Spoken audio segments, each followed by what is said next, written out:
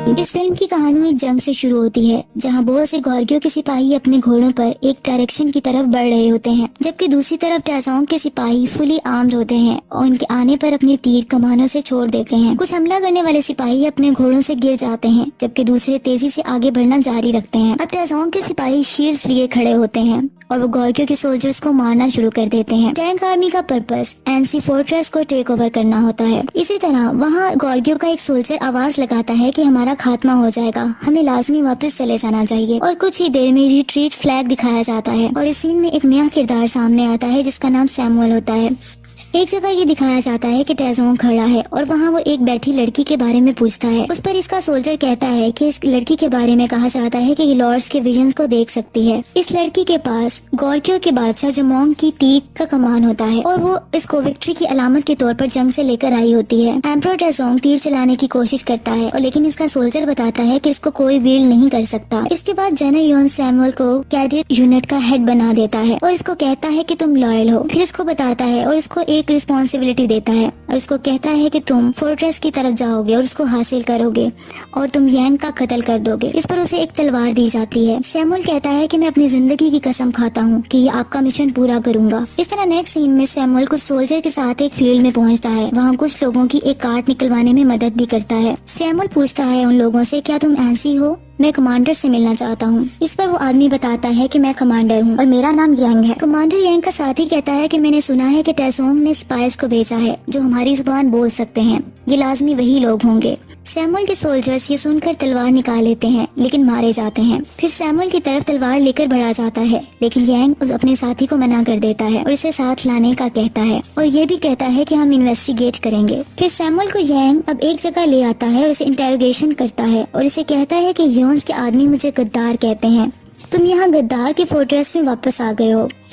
और सैमुअल बताता है कि दुश्मन मेरा पीछा कर रहे हैं, मैं अगर इसे पसंद करूं या ना करूं, एनसी मेरा घर है। इतने देर में एक आदमी आ जाता है और सैमुअल को वेलकम करता है क्योंकि जो सैमुअल होता है वो क्लैन का आखिरी रह जाने वाला मेंबर होता है। फिर सैमुअल अकेला तलवार लिए खड़ा होता है जो इसे यांग को मारने के लिए दी होती है। फिर सैमुअल देखता है कि कमांडर एक गरीब आदमी के घर जाकर एक छोटे बच्चे को उठाए हुए होता है। वो फैमिली इसका शेबी होम आने का थैंक्स बोलती है और इस पर यांग कहता है कि ये बेबी एनसी में पैदा हुआ है, ऐसा नहीं हो सकता कि मैं ना आऊँ। सैमुअल हैरान हो जाता है कि ये कमांडर यांग की अपने लोगों के लिए हमदर्दी और उनकी हेल्प देखकर, क्योंकि कमांडर यांग अपने रियाया का बहुत ज्यादा ख्याल रखता है। फिर यांग को एक फील्ड में दिखाया जाता है कुछ सोल्जर्स के साथ उनको रस्सी खींचने में मदद कर रहा होता है। फिर कुछ देर में सायरन बजने लगता है और यांग और इसके सब सिपाही सैमुअल के साथ उस तरफ चले जाते हैं। वो देखते हैं कि दूसरी तरफ कुछ सोल्जर्स आते हैं। कमांडर यांग कहता है कि ये फोर्ट्रेस को स्काउट करने आए हैं, ये रेकन यूनिट है। अगर ये यहाँ है तो टाजोंग दूर नहीं है, वो जल्द ही यहाँ इस कैपिटल को लेने के लिए पहुँच जाएगा। और वो सबको गेट रेडी बोलता है और ये कहता है कि टैंक एम्परर जल्द ही आ जाएगा। अंदर रूम में कमांडर यांग सैमुअल को जगह दिखाने का कहता है। सैमुअल दिखा देता है और इस पर यांग कहता है कि तुम मेरी बियर्ड को इससे ट्रिम करो और हर आदमी की, हर सोल्जर की बियर्ड जंग से पहले ट्रिम होना लाजमी होती है। सैमुअल जब ट्रिम करने लगता है तो इसका जगह इसकी यांग की गर्दन पर होता है। अगर वो चाहता तो वो उसको मार सकता था लेकिन वो उसको नहीं मारता। फिर दोबारा से सायरन बजने लगता है और सब चले जाते हैं। अब सब एक मैदान में जंग के लिए तैयार होते हैं। वहाँ लेडी सोल्जर्स भी होती हैं जिसमें एक का नाम बेका होता है। कमांडर यांग अपने सोल्जर्स के साथ आगे बढ़ता है और देखता है कि ऑपोजिट साइड्स पे बहुत सी लार्जेस्ट सोल्जर्स रेड फ्लैग्स उठाए हुए होते हैं। यांग सबको कहता है, जब लोग सुने कि टैंक आर्मी आगे बढ़ रही है तो मुझसे पूछना कि तुम्हें क्या करना है।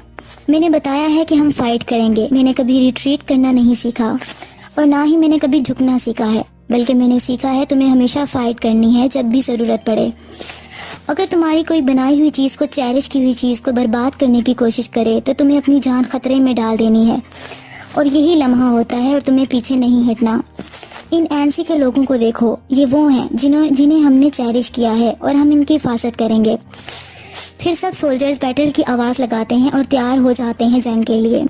दूसरी तरफ खड़ा टाजोंग कहता है, कमांडर यांग है जिसका मुझे खात्मा करना है और इसकी कोशिशें सारी बेकार हैं। इस पर इसका सोल्जर कहता है कि टाजोंग ऐसा है कि इसने जिस फोर्ट्रेस पर नजर डाली है वो इसने उसको ढेर कर दिया है। टाजोंग सब सोल्जर्स को कहता है कि एनसी की प्रॉपर्टीज को तुमने ले लेना है और इनके बच्चों को अपना गुलाम बना लेना है। जंग शुरू हो जाती है बड़े पत्थरों से इन पर अटैक किया जाता है, जिससे बहुत ज्यादा डिस्ट्रक्शन होती है। यांग सैमुअल की जान बचाता है एक बड़े अटैक से। टैसोंग वहाँ बैठा ये सब कुछ देख रहा होता है और वो ये देख रहा होता है कि यांग की एनएनसी की दीवार नहीं गिर रही होती। फिर वो सब सोल्जर्स को कमांड करता है कि वो दीवार पर चढ़ जाएं और सोल्जर को फॉरवर्ड कमांड दी जाती है। दूसरी साइड पर यांग अपने सिपाहियों को फायर करने का कमांड करता है। मुखालिफ सोल्जर मुसलसल आगे बढ़ते रहते हैं दीवार पर चढ़ने के लिए और दीवार पर लेडर लगा देते हैं।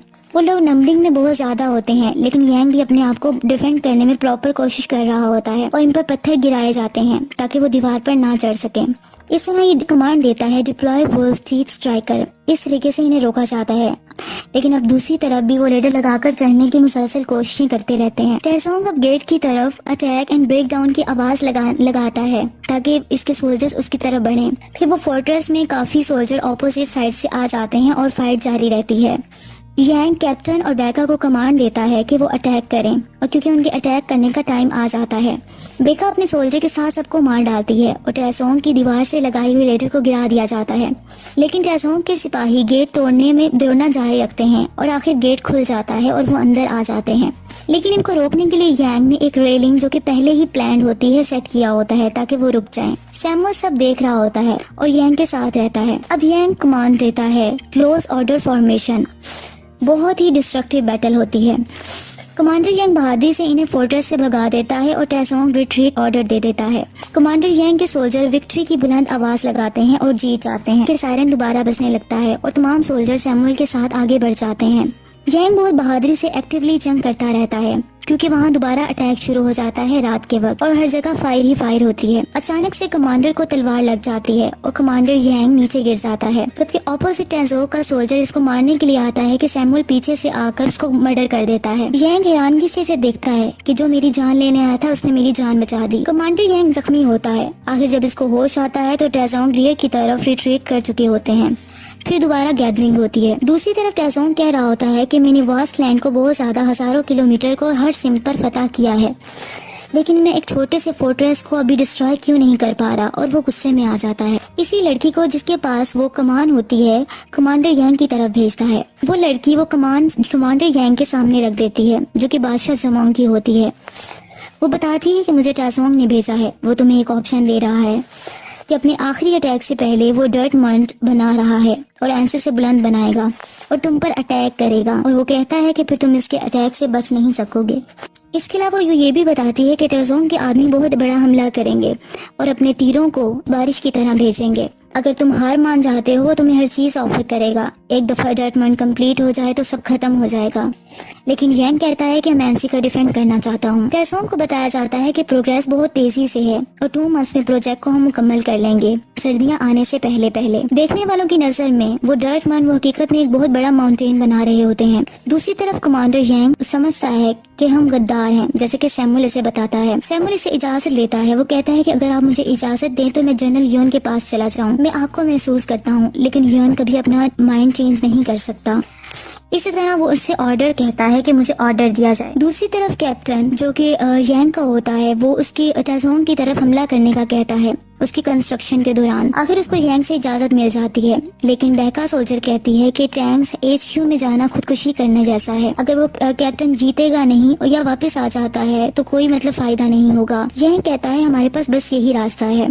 टैसोंग के सोल्जर्स बैटल की तैयारियों में होते हैं। वहाँ कैप्टन जाकर अटैक कर देता है रात के अंधेरे में, लेकिन वो एक ट्रैप होता है और कैप्टन को बुरे तरीके से जख्मी कर दिया जाता है और उसको वापस भेज दिया जाता है। आखिरकार कैप्टन मर जाता है। बेका कैप्टन की डेड बॉडी की तरफ आती है और बहुत रोती है, लेकिन बाद में पता चलता है कि वही लड़की जिसके पास जमोंग की कमान थी उसने एक एरो के थ्रू उनको पैगाम भेजा था और एक ट्रैप बिछा दिया गया था। उस लड़की को सोल्जर्स की तरफ से मार दिया जाता है। फिर बेका टैसोंग के सिपाहियों के पास चली जाती है सिर्फ कैप्टन का बदला लेने के लिए, और टैसोंग से फाइट करती है और इसको भी मार दिया जाता है और इसकी बॉडी को रिटर्न कर दिया जाता है।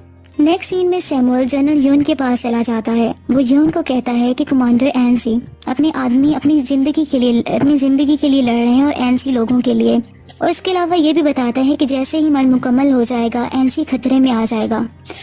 यांग गद्दार नहीं है, वो गॉर्गियो का दूसरा आदमी है। जनरल यून ये सुनकर कहता है कि क्या तुम्हें मैंने इसलिए भेजा था ताकि तुम मेरे ऑर्डर्स को फॉलो ना करो, और मैंने तुम्हें आंसी इसलिए नहीं भेजा था कि तुम ये इल्फाज बोलो। इसके बाद वो अपनी स्वॉर्ड इसकी गर्दन पर रख देता है। इसके बाद सैमुअल इसको समझाता है कि यांग इस मुल्क का शहरी है, इसको गद्दार कहा जाता है, लेकिन फिर भी वो एनसी के लोग इसके लिए फाइट करना चाहते हैं। वो इससे जनरल यॉन से रिक्वेस्ट करता है कि एनसी की हेल्प की जाए और उसे बचा लिया जाए। उसी तरफ कमांडर यांग अपने सिपाहियों के साथ बहुत सारी प्लानिंग कर रहे होते हैं। जैसे कि कमांडर यांग के सिपाही कहते हैं कि यहाँ की सॉइल में बहुत से पीपल्स हैं, वो दूसरे टाइप में सही मिक्स नहीं हो सकती। अगर हम मंथ के अंदर डिग कर देते हैं तो वो टॉपल कर सकती है। दूसरा कहता है कि बिल्कुल सही, ये आसानी से गिर सकती है और हम गार बनाते हैं, लेकिन गार बनाना भी आसान नहीं है। इस तरह यांग कहता है कि मैं तुम सब पर ट्रस्ट करता हूँ कि ये होगा। दूसरी तरफ टेसोंग बैटल की तैयारियों में मसरूफ होता है और सिपाही मुसलसल काम करते रहते हैं और आखिर एक शानदार दीवार कायम कर देते हैं और कहते हैं कि ये वाकई ही एक शानदार व्यू है। टेसोंग अपने सोल्जर्स का काम मुकम्मल करने पर सबको फीस देता है और सबका खाने का इंतजाम करता है और ये कहता है कि एनसी को हम कल गिरा देंगे। फिर इसी तरह यांग अपने बैटल की तैयारियों में मसरूफ होता है। इसका सोल्जर बताता है कि काम मुकम्मल हो गया है टॉपल करने के लिए। इस रात बिजली बहुत तेज चमकती है और तेज बारिश होती है। यांग के सोल्जर्स कहते हैं कि ये पानी से भर जाएगा इससे पहले कि हम इसको नॉक डाउन करें। इस तरह नेक्स्ट मॉर्निंग तमाम टेसोंग के सोल्जर्स बहुत ज्यादा तादाद में एक सीक्वेंस से खड़े होते हैं, जबकि यांग के सोल्जर्स नीचे बनी हुई केव में पानी के अंदर होते हैं और वहाँ पानी खड़ा हो चुका होता है और पूछते हैं कि हमें क्या करना चाहिए। इनमें से एक कहता है कि हमें अपनी कुल्हाड़ियों से इसको चॉप कर सकते हैं। जैसी जगह इन्होंने बनाई होती है वो पानी से भर जाती है। वहाँ जाकर वो कॉलम्स को काटने लग जाते हैं अपनी कुल्हाड़ियों के जरिए। जंग शुरू होने लगती है जबकि यांग के सोल्जर उस केव में मुसलसल कॉलम्स को तोड़ रहे होते हैं। जैसे ही टेसोंग के सिपाही हमले के लिए इस बनी हुई जगह पर स्किलफुली आते हैं, वो गार से यांग के सोल्जर इसकी रूट्स को खत्म करने लग जाते हैं, जिससे वो बनी हुई जगह हिलने लगती है और वो बना हुआ डर्ट मंड गिरने लग जाता है। यांग के सोल्जर्स उस कार में अपनी जान की कुर्बानी दे देते हैं सिर्फ एनसी पीपल को बचाने के लिए। और इस तरह टेसोंग की आर्मी होती है वो मंड से नीचे गिरना शुरू हो जाती है और प्लानिंग कामयाब हो जाती है। टेसोंग की आर्मी डिस्ट्रॉय हो जाती है और बहुत बड़ी डिस्ट्रक्शन होती है। अब यांग आगे बढ़ने की कमांड करता है और एनसी सोल्जर्स हमला कर देते हैं। यांग खुद भी तलवार लेकर उन पर हमला करता है और आगे बढ़ता रहता है। सब खुशी से आवाजें बुलंद करते हैं और फाइट मुसलसल होती रहती है। टेसोंग कहता है कि मुझे यांग का सर प्लेट पर रखा चाहिए, मैं नहीं रुकूंगा जबकि एनसी हमारा ना हो जाए और नॉन स्टॉप अटैक जारी रखो। अटैक दोनों तरफ से बराबर होते रहते हैं और इससे एरोज एक दूसरे पर गिराए जाते हैं। इवन के वार होते होते रात हो जाती है। अटैक्स मुसलसल जारी रहते हैं। यांग अपने सिपाहियों का हौसला बुलंद करता रहता है कि वो हिम्मत न हारे। नेक्स्ट मॉर्निंग भी ऐसा होता रहता है। अब यांग के हाथ भी बहुत ज्यादा जख्मी हो जाते हैं क्योंकि मुसलसल फाइटिंग हो रही होती है। अब यांग बादशाह जोमोंग की कमान मंगवा लेता है और अपने सोल्जर्स को लाने का कहता है, लेकिन दूसरी तरफ सोल्जर कहता है कि इसको कोई वीर नहीं कर सकता। लेकिन यांग कहता है कि होली किंग जोमोंग ने इसको यूज किया था। इस पर यांग अपने लॉर्ड से मदद मांगता है और दोबारा तीर को मान से निकालने की कोशिश करता है और कहता है कि हम इस वार को खत्म करेंगे और सबकी कुर्बानियों को जहन में लाकर तीर छोड़ना शुरू कर देता है। फिर एक लंबी खामोशी हो जाती है कि जोमोंग की कमान से निकला हुआ तीर टेसोंग की डायरेक्टली आंख में जाकर लगता है। वो एक आंख से ब्लाइंड हो जाता है। फिर यांग की पूरी आर्मी पूरी करेज के साथ इनकी तरफ बढ़ती है। टेसोंग अपनी हार कबूल कर लेता है और कहता है आई हैव लॉस्ट।